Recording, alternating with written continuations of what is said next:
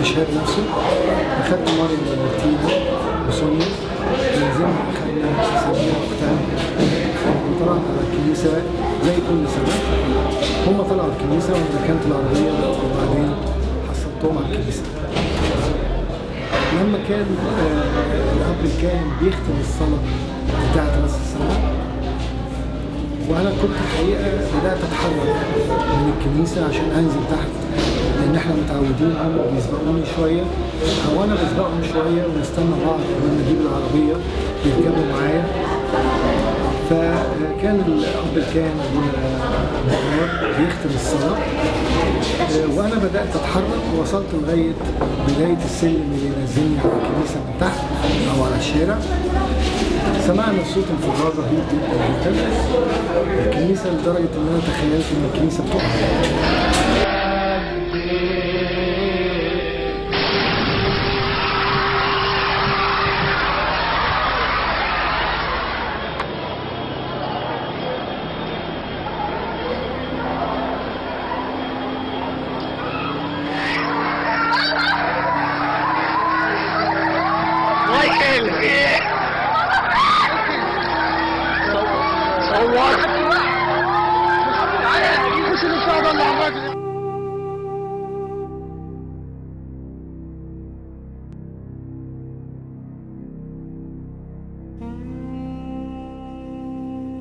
كانت الأجساد في كل حتة، الدم في كل حتة، الدم على الواجهة بتاعت الكنيسة يمكن الواجهة يمكن 6-7 متر فوق الدم الملطخ. وكان الشباب بدأ يغطي الأجساد ببعض الولايات وبالجرايد، فكان طبعا مطلوب مننا إن احنا نعري الأجساد علشان نشوف هل احنا فقدنا أحبائنا ولا لأ. منظر اصلا مش قادر، يعني مش قادره لغايه النهارده، مش قادر يغيب عن عيني لحظه.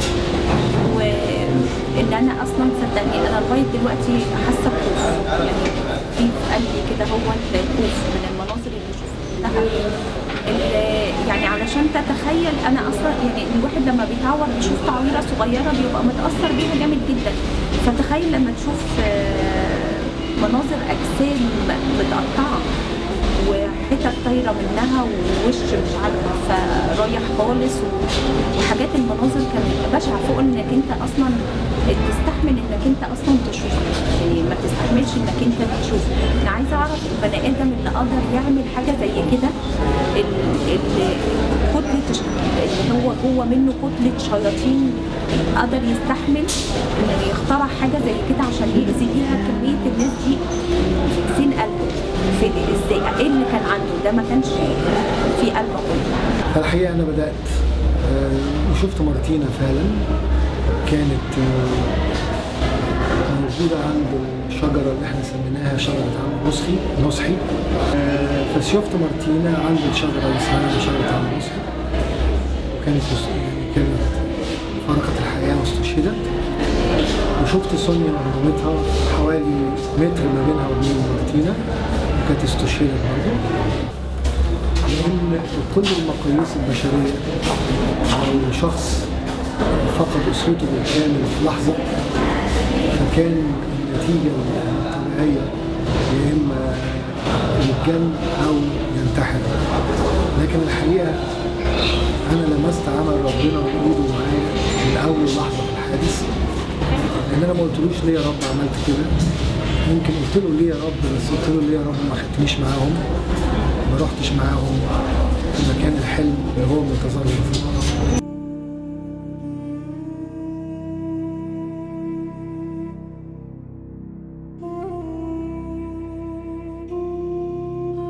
طبعا اكتشفت مجزرة وابتدينا نتعامل معاها بغض النظر عن أي شيء لمدة 24 ساعة كاملة بنسعف الناس وبننقلهم على المستشفيات. المسلمون شاركونا يوم الحادثة نفسها، يعني الناس نزلت منهم اتبرعت بالدم، ناس كانت بتشيل مصابين، مستشفيات مسلمة خاصة فتحت. العلاقة ما فيهاش مسلم ومسيحي، يعني الموضوع كانت الكارثة أكبر من كده بكتير. ناس كتير لما شافت المنظر ده اتعاطفت، ناس كتير اتأثرت، ناس كتير بكت من إخواتنا المسلمين زينا على اللي بيحصل. أنا ساكنة قريب. أنا عيطت لما عرفت إن الحكاية الحادثة اللي الناس كلها عرفتها. فالحقيقة إخواتنا المسلمين المعتدلين كان لهم تأثير جدا جدا عليا في فترة السنة دهيت.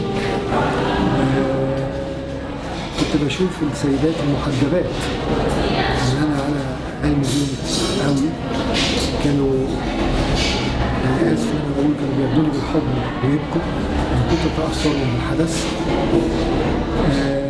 زمايلي في الشغل ما كانوش لحظة العربية الخاصة بتاعتي اتكسرت في الأحداث بتاعت الكنيسة.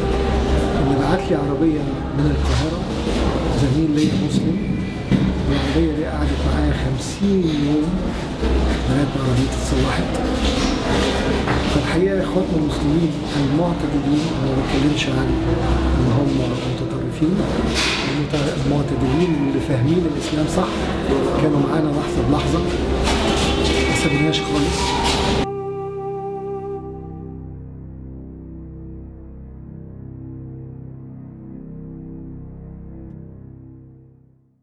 Christians that next week filled the churches. So rather than staying away out of fear, every church was packed for Christmas celebrations. And it was packed also with Muslims. And so Muslims went and said, we are going to go into the churches with you. So if there's a bombing, we will die with you. We will stand outside the churches with human chains to prevent anybody from getting close enough to do this again. It was an amazing spirit. The Christmas Eve services in different parts of Egypt in the wake of that attack were heavily populated by Muslims who came into the churches to celebrate Christmas with their Christian neighbors as a witness to the radical Islamists that we don't embrace what you are doing. These Christians are our friends and our neighbors and we support their right to be among us. النهارده احنا بنيجي علشان ندعم القيمة ديت ونأكد عليها وبنقول لأي حد بيتخيل ان هو اذا فكر ان هو يحكم مصر بأي أجندة كانت، سواء كانت أجندة دينية او أجندة مدنية، ايا كان انتمائها، اوعى تلعب في العقيدة بتاعة المصريين ولا انتمائهم الديني، ولا تخوفهم على دينهم، ولا تحاول من ناحية تانية ان انت تقمعهم فيه. كلنا مصريين من آلاف السنين. لو حبيت اقول اللي عمل الحادث ده، طبعا اللي عمل الحادث ده ما يهموش ان 20 مسيحي يستشهدوا او 100 او 1000. هو كان حاسبها تاني بطريقه تانيه، وكان حاسبها بطريقه غلط جدا، لان هو كان قصده من الحادث ده انه يولع مصر، يولع المسيحيين مع المسلمين، لكن للاسف هو حسبها غلط تماما، لان المسلمين بقوا حاجه، بقوا نسيج واحد معانا بعد الاحداث، ودي الحقيقه ما بقولهاش مجامله.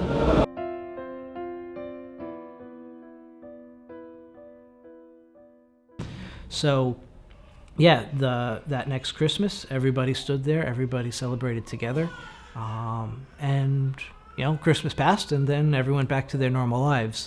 But it did feel like a game changer in some sense in Muslim-Christian relations. Christianity in Egypt is very old. It's dating to the 1st century.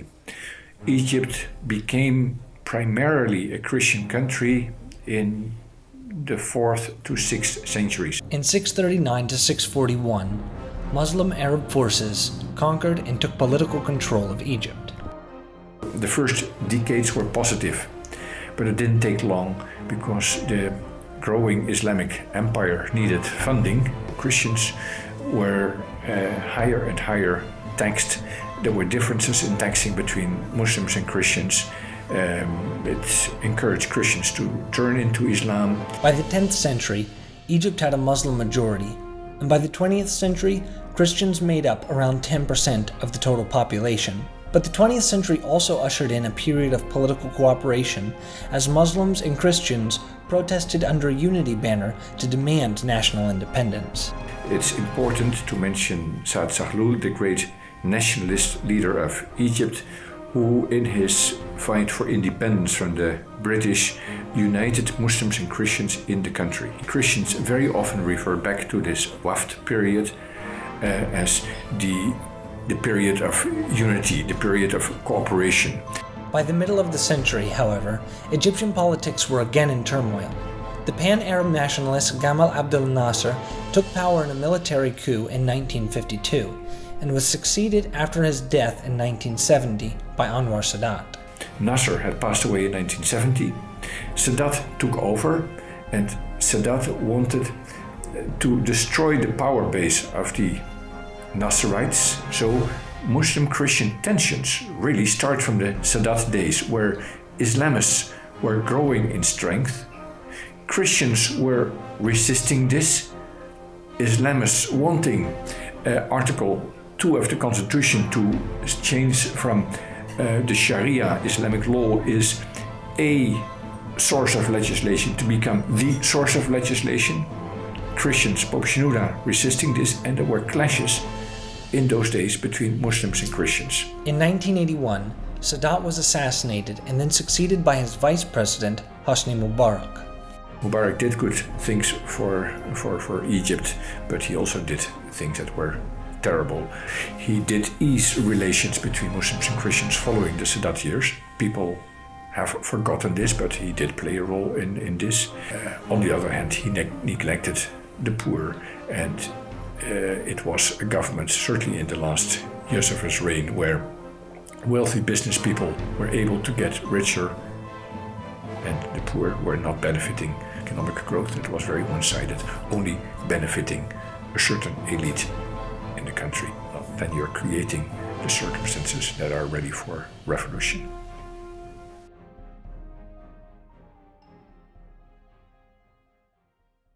The revolution started by a group of young people, and these young people believe in democracy, believe in freedom of everyone.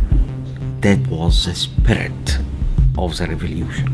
I think when the revolution happened, a lot of people started to see how the Muslims and the Christians are together there with absolute unity and solidarity. And they started to remember how Egypt always was one, and all the people, no matter what religion they follow, are one and the same.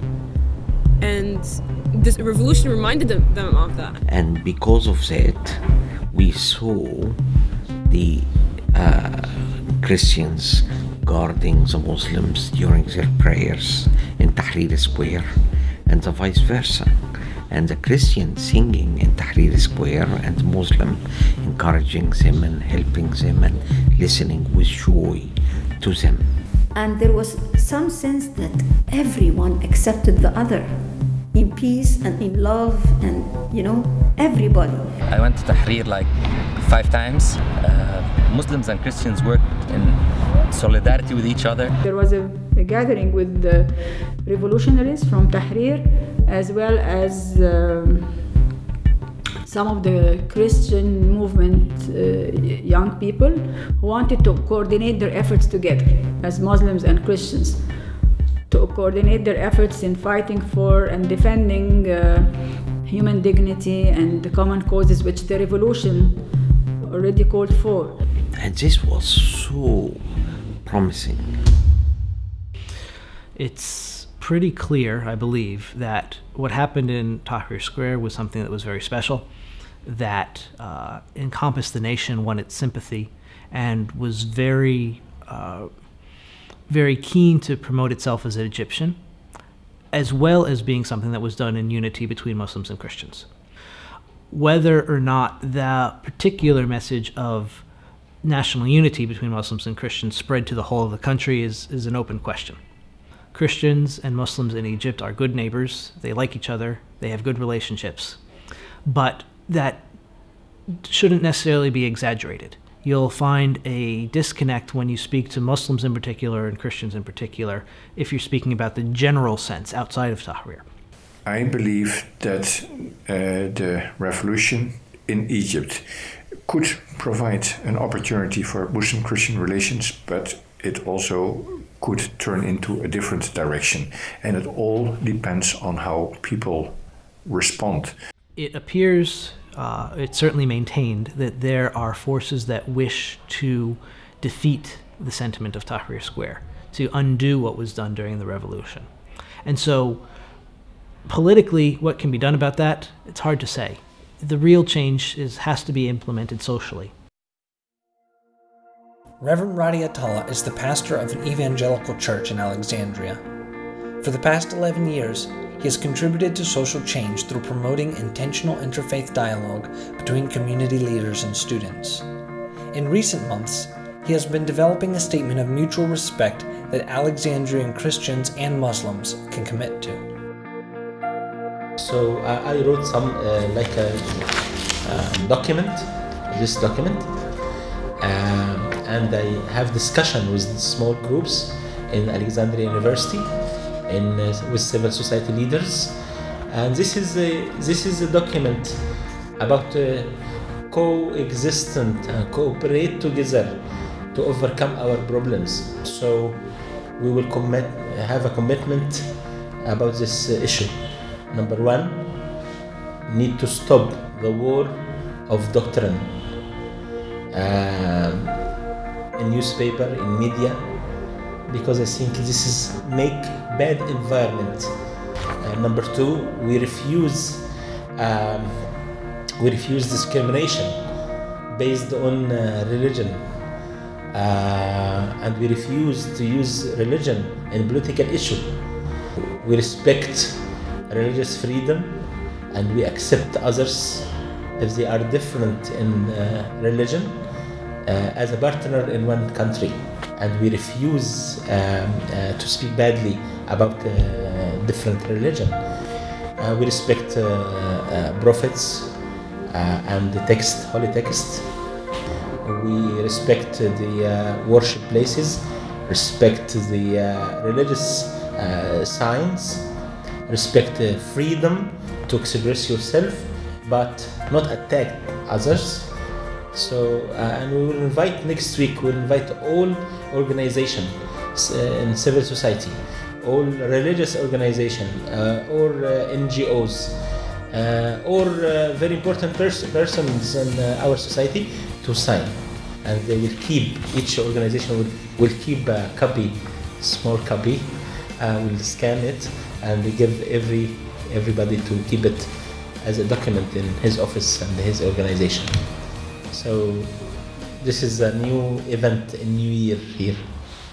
In Cairo, Reverend Dr. Munir Anis, the Anglican Episcopal Bishop of Egypt and North Africa, also believes in the power of dialogue for implementing change on a social level. I looked at the Singaporean experience. Singapore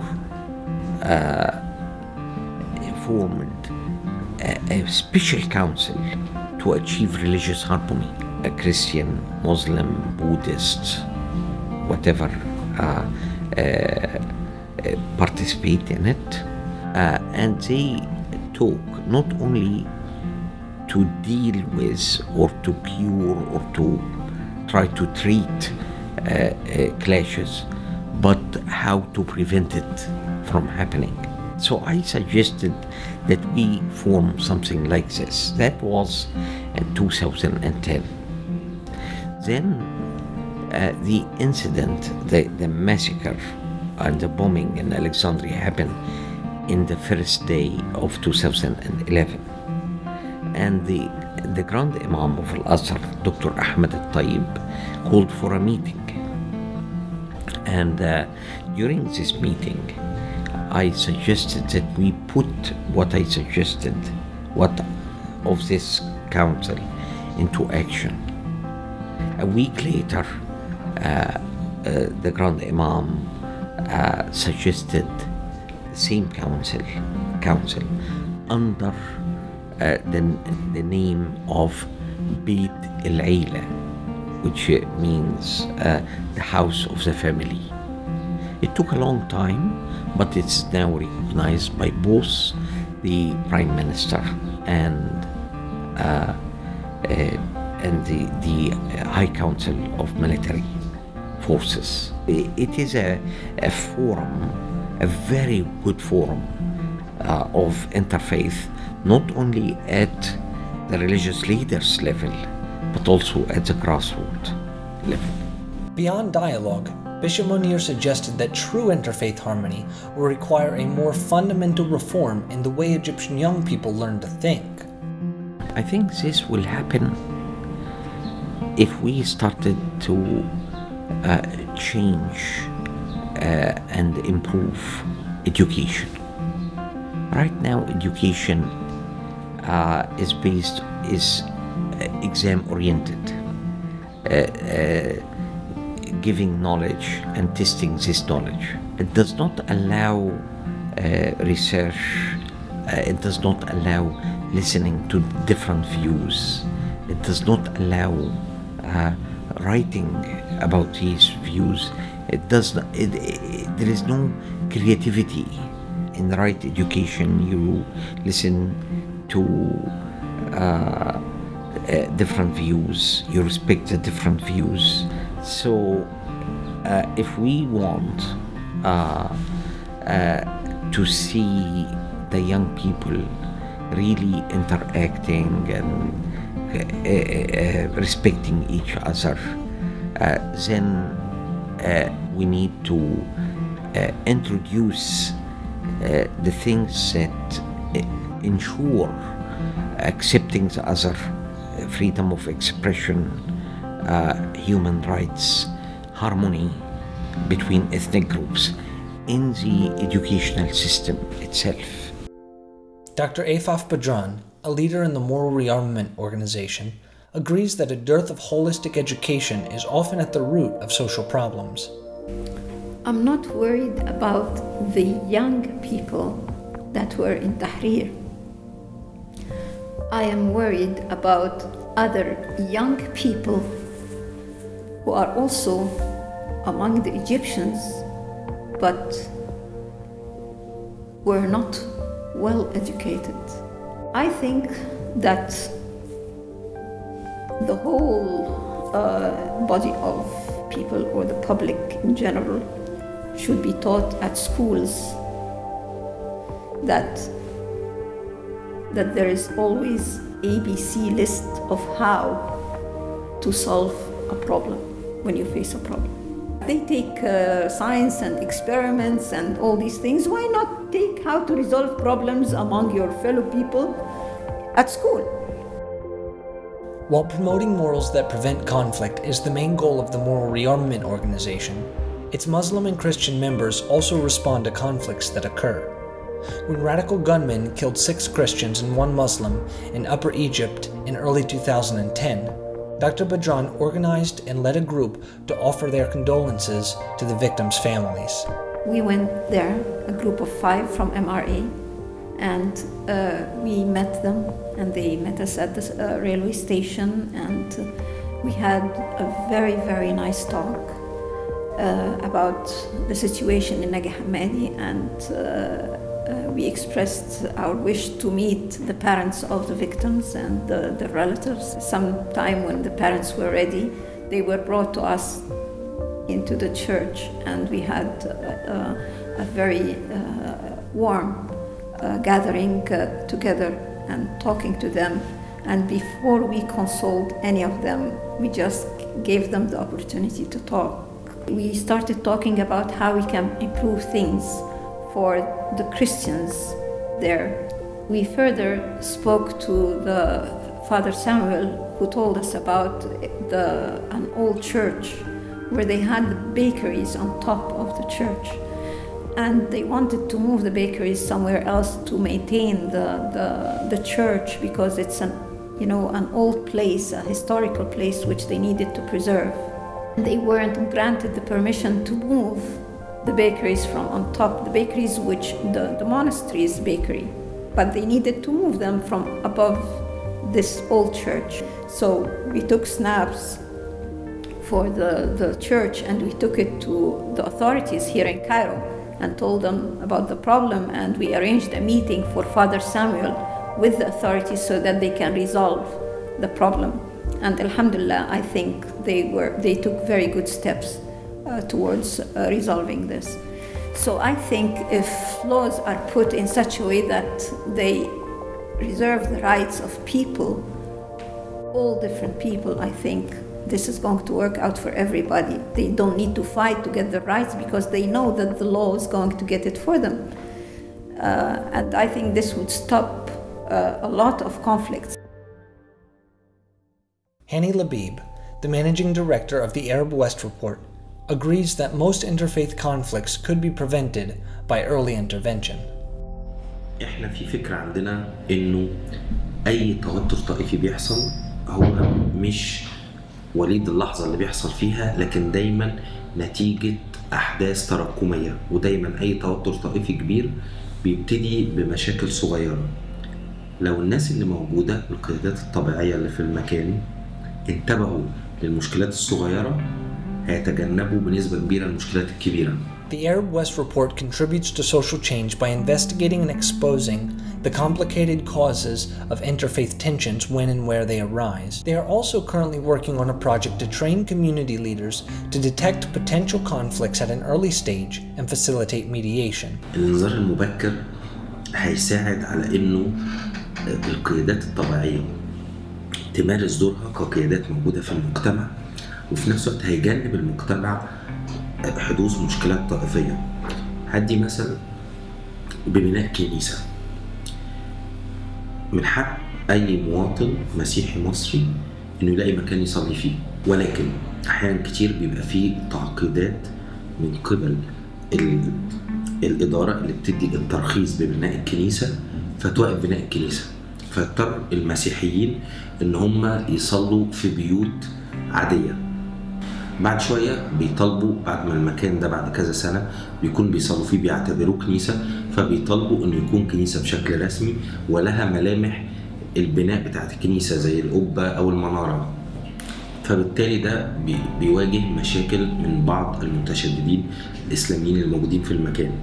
هنا لو في قيادات طبيعية وبتستخدم شوية الأسلوب بتاع الإنذار المبكر، ده هيخليهم من الأول أول ما يشوفوا إن في مشكلة إن المسيحيين عايزين يصلوا ومش لاقيين كنيسة، إن يساعدوهم على بناء كنيسة والحصول على ترخيص لبناء كنيسة. لو ده حصل هنتجنب المشكلة اللي ممكن تحصل في حالة إن يخالفوا البناء ويحصل مشكلة. While some activists are using dialogue, mediation, and investigation to advocate interfaith unity, a group of young people in Cairo have found a different way to speak out about the importance of unity. ممكن نقول إن العلاقة بين المسلمين والمسيحيين علاقة أبدية. It's will last forever, you know that. إن الموضوع كله إن الحكومة قبل كده أو نظام مبارك قبل كده كان بيحاول يخلق الفتنة ما بين الاثنين عشان الناس تنسى فكرة الحرية والعيش بكرامة. The only way to destroy a country is to make an issue or a deception between two groups of people or two religions. Yeah. As you said, divide and conquer. العلاقة ما بين المسلمين والمسيحيين في مصر يعني في ناس بتستغلها، بالذات يعني الميديا عموما بتركز على اي مشكله فيها طرف مسلم ومسيحي، لكن لو في يعني مشكله مثلا ما بين مسلم ومسلم يعني ايه الاعلام ما بيركزش معاها زي ايه ما بيركز لما بيكون في طرفين مختلفين مسلم ومسيحي مسلم واي ديانه ثانيه. People who divide between Muslims and Christians, they are brainwashed people. They work for personal interests or benefit or interests of other people, not for the interests of the country. Yeah. Just they tried to separate us, to make Egypt have a lot of problems and more problems. So if you have a lot of problems, you will never ever think about the freedom and democracy and what your rights and live. إن إيد واحدة معناها إن إحنا من غيرهم أو هم من غيرنا مش هنقدر نحقق استقرار البلد ده، البلد اللي إحنا عايشين فيها مصر، ولا هنقدر اللي احنا نقدم بيها الا لما نكون احنا الاتنين مع بعض. المسلم مع المسيحي ايد واحده من زمان، وما ينفعش ان ده من غير ده، الاتنين مع بعض مكملين في مصر وعايشين حياتنا كلها كامله، وما ينفعش ان احنا نفترق، ويا ريت نسيب بقى الاعلام ده في حاله ونتجاهله، لان هم اساس القصه، هم يفصلوا بين ده وده. مسلم ومسيحي ايد واحده يعني عشان نحقق هدف واحد. لكن انت ليك دينك وانا ليا ديني، بس احنا الاثنين بنجتمع في حاجه واحده، ان احنا عايزين ننهض بالبلد دي، او احنا اهدافنا كلها واحده. هو ده يعني ملخص الكلمه، ان احنا لينا هدف واحد، فاحنا الاثنين هنشترك عشان نحقق ده. After Coptic Christians clashed with the Egyptian military forces during a protest in October 2011, these young musicians decided to make their voice for unity heard. وضحنا في التراك عن فكرة إن إزاي بعد ما حققنا ثورة ونجحت بالطريقة دي، إزاي إن في حد يجي يقول لنا أنت مسلم وأنت مسيحي. لأن اللي كان في التحرير سكوير ما كانش ده حد بيقول أنت مسلم وده حد بيقول أنت مسيحي، احنا الاتنين كنا مع بعض. لما كان حد بيجي يقع يموت شهيد، احنا كنا بنشيله وما بنعرفش إيه ديانته، يعني ما بنعرفش إيه الديانة بتاعته كانت إيه. الفكرة احنا الاتنين لو بعدنا عن بعض او المسافه ما بيننا بعدت هنحقق فشل. زي اي حاجه، الاتحاد قوه، تفرقه ضعف بس. This is a Cinema Beats production. كنا بنحاول نكون ايد واحدة بنلاقي ايدينا اتفكت. مسلم مسيحي معادلة صعبة، مرض الفتنة تمكن. فكل ما كنا بنحاول نعادي بعض بنشمتهم فينا، غدرهم سلاحهم بيغرقوا بينا السفينة. عمرك شفت مين بلدك بيدمع لما يشوف شهيد؟ عمرك شمسك بتشاشة خايفة من دم يوم جديد؟ تسيب الدوامة تجيب 20 السنين اللي فاتوا، ما تشملش عدوك فيك دينك وطنك وما زالتوا. سبحان الله على ثورة هزت عالم كامل، سبحان الله على ثورة بينت مهازل. مسلم مسيحي مصر كله في قالب واحد، هنطفي نار الفتنة عمر ما لون الوطن باهت. سبحان الله على ثورة هزت عالم كامل، سبحان الله على ثورة بينت مهازل. مسلم مسيحي مصر كله في قالب واحد، هنطفي نار الفتنة عمر ما لون الوطن باهت. I'm a Muslim, I'm a Christian. As soon as I live in Egypt, I follow all the teachings of Muhammad, Moses, and Jesus. Terrorists are not Muslim, they just hold the flags. They all brainwashed extremists with ready blow up plans. The history knows how to cross and peace and not innocent, but some inner sick men working hard to finish them. Tactics with blood strategy, they thoughts of the past regime. Allah only knows how to break between. I want to see the mosques, churches built together, living next to each other, always shining forever. Muslim, Christians are brothers, we unite, we better say. If you think we're different, then you the war seller. This is a silly war game to start up a civil war. Makes you live in hate, forget what you're living for. My dad is an imam, and my uncle is a saint, and I have faith in Iman that I'm living for positive change. Despite all the heroic efforts of these diverse Egyptians who are demonstrating and working for interfaith solidarity, many point to the growing political influence of Islamism as an indicator of an unpromising future for religious freedom and tolerance. Now, what has surprised us is in the elections that have been taking place now in the wake of the Arab Spring, Tunisia, Morocco, now Egypt, is that the Islamist parties are becoming the dominant political parties. Currently, since the revolution, we started to see Islamic groups flourishing and emerging in the Egyptian society, which we didn't hear about before. The overriding political understanding of Egypt right now in the parliamentary elections is that there are two blocs. There's the Islamist bloc, which is actually two different entities. The Muslim Brotherhood have their own bloc and the Salafis have their own bloc, but they're both widely Islamist. And then there is the liberal bloc, which comprises several of the liberal parties that want to assert a democratic, secular, or civil state, if not a liberal secular one. It's certainly a question that Christians are asking with concern, is within Islamist-oriented regimes, how much space will the Christians have? So the situation is we are coming into a parliament. The majority of it are Muslims. We don't know what they want to do.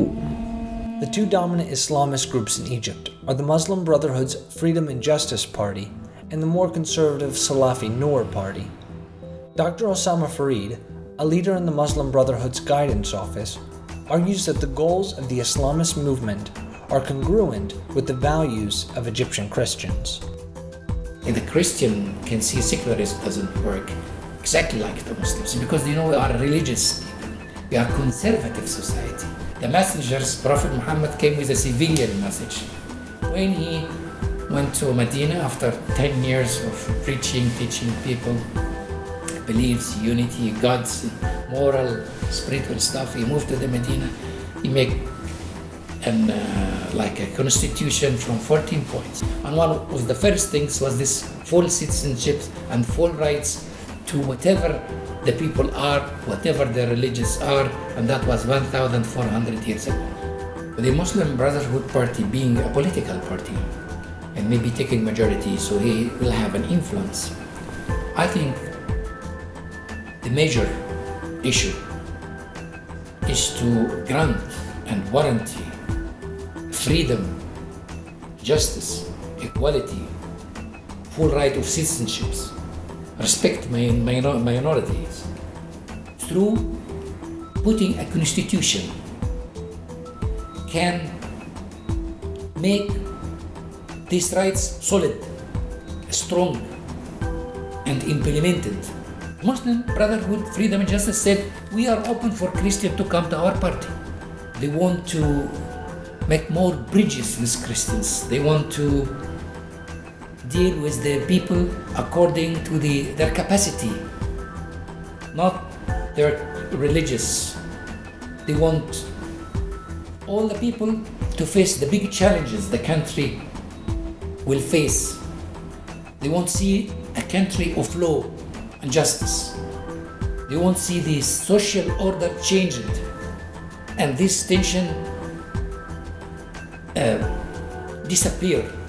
The Muslim Brotherhood started and exerted real effort to assure the Christian community that they will make sure that they will have their rights and they want to cooperate with the Christian community.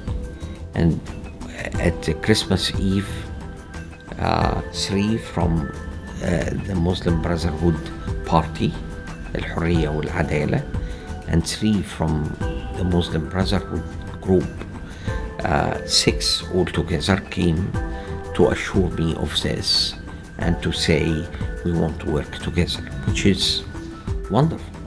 I hope this will really happen. Dr. Farid suggests that the appointment of a Coptic Christian, Dr. Rafiq Habib, as the vice president of the Muslim Brotherhood's political party demonstrates the inclusiveness of the organization's vision for Egypt's future. I think starting from the point of the relationship between Coptic, Christian and Muslims, a very good example is Dr. Rafiq Habib, a scholar, respectable man, thinker. He accepted to be in the party, and after that he's been asked to be a vice president. And I want to assure something, that was not a media choice that the Muslim Brotherhood want to show how tolerant they are. It wasn't from this. Professor Rafiq, one of the people who make the points about these Egyptian people are religious people, are conservative societies. And he was the one who pointed to the failure of the liberal projects in Egypt. And I said, if any liberal project will come, will fail, because it doesn't go with the nature of the composition of this society, with the history. While the Muslim Brotherhood's Freedom and Justice Party presents itself as mainstream conservatism, many express greater concern about the more Puritan Salafi Noor party. But a unique group of leaders in a rural area of Upper Egypt are demonstrating that, despite political and theological differences, Salafi Muslims and Coptic Christians can work together as friends to build strong communities. And so in Minya, in the city of Marara, in the village of Qufada, there is a particular Salafi sheikh who is running for parliament. له أهداف كثيرة: إنشاء دولة عصرية بأيادي مصرية، وأن تكون دولة متقدمة ومتابعة كل علوم العصر، والالتزام بالقيم والأخلاق، والحفاظ على حقوق الأقليات، ومعاملة الجميع مسيحيين ومسلمين معاملة واحدة. Now, what's remarkable here is that being from this village of Qufada, there are Muslims and Christians there living together. He grew up with the local Coptic Orthodox priest. Their fathers were friends, and they were friends growing up. احنا جيران بعض في البيت، متربين مع بعض، وأنا صديق أخوه الكبير. منذ الطفولة وإحنا العلاقة فوق الممتاز، وما زالت مستمرة وستستمر إن شاء الله. احنا تربطنا مع بعضينا علاقة أخوة. جميع المراسم الدينية والأعياد لازم نتحد مع بعضينا. احنا نروح الكنيسة في جميع المراسم، برضه هم يجوا عندنا في المساجد ويحضروا من المراسم الدينية وعقود الزواج. أي مشكلة ما بين مسيحي وأخوه المسيحي برضه إحنا لما نقوم بحلها بالاتحاد مع بعضينا.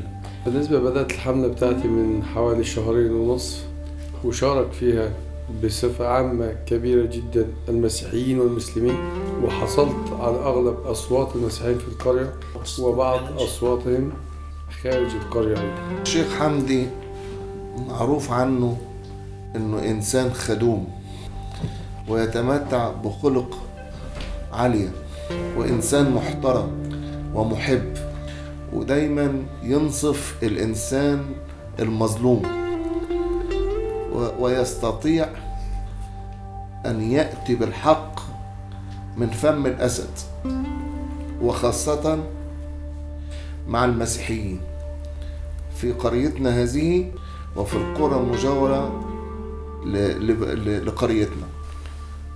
فأنا بحيي الإسلام في شخصه، وبحيي السلفيين في شخصه إذا كان السلفيين زيه مثله. في الحقيقة بذل جهد كبير جدا وجهد يشكر عليه في الحملة الانتخابية، وأيضا بالنسبة للمصالحات يبذل جهد أكثر منا بكثير جدا، ولا يقتصر على المسيحيين فقط، لكن جهده أيضا في الإصلاح والسلام بين المسلمين والمسيحيين أيضا. أما بالنسبة للحملة الانتخابية شارك في التنقل معي والاتصال بجميع المسيحيين وحضهم على المشاركة لي ودعمي في هذه الانتخابات. وأنا مبدئيا أنصح كل الشباب المسلم أن يلتزم بنص القرآن الكريم عن معاملة غير المسلمين بالحسنى والبر، فهذه تعاليم ديننا أنه يحض على الأخلاق السامية وعدم الاعتداء.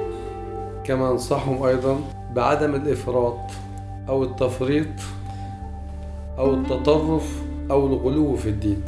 بالنسبة للشباب أنصحهم إن مفيش فرق أبدا بين مسلم وبين مسيحي، لأن هذا منذ البدء لو شاء ربكم لجعلكم أمة واحدة، فالله جعل مسيحيين ومسلمين، فنحن يد واحدة وإخوة في الإنسانية. لنا أب واحد هو آدم، ولنا أم واحدة وهي أمنا حواء. Since the US-led invasion of Iraq in 2003, terrorist attacks on Iraqi Christians have increased and Iraq's Christian population has plummeted. In the final months of 2010, Al-Qaeda terrorists in Iraq issued threats against Egyptian Christians. Thus, when the bombing in Alexandria took the lives of nearly 24 churchgoers, many expected a similar Christian exodus from Egypt. But throughout the year, we have not seen a breakdown of relations between Muslims and Christians in Egypt. It is true that there have been further moments of tension, but the overwhelming resolve of the Egyptian people has been to unite as a nation, to be one hand in shaping their future. We cannot be certain how Egypt's political transformation will unfold over the coming years, but it is clear that the will of the Egyptian people to maintain unity can prevail over the devices of terrorists and politicians. So, where this will all go, we don't know, but it's a time for hope and a time for vigorous engagement, it seems to me.